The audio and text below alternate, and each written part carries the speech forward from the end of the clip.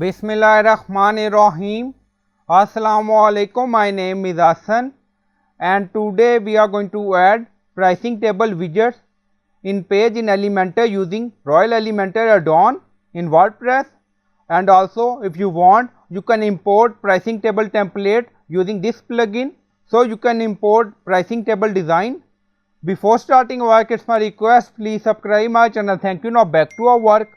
So we are in WordPress dashboard. On left side you see plugin, so click on add new plugin. Then in search plugin write Royal Elementor add-ons and templates. So this is plugin Royal Elementor add-ons we will use. So you will install this plugin and activate it, and after activation on left side you see Royal add-ons, so click on it. So by using this plugin you can import template also for that widgets.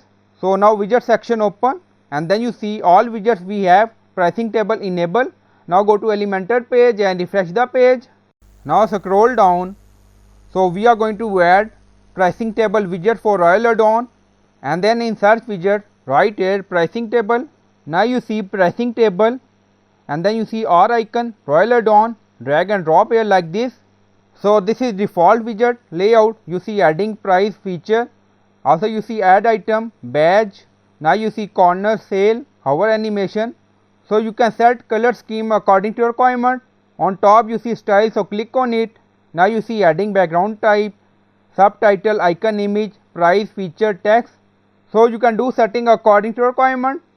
Now you see, now scroll up, click on content.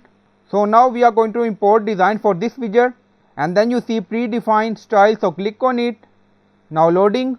Now you see we have multiple templates, blocks. Now you see free version also available, so you can select according to your requirement. So now we are going to insert this, click on it. Now loading.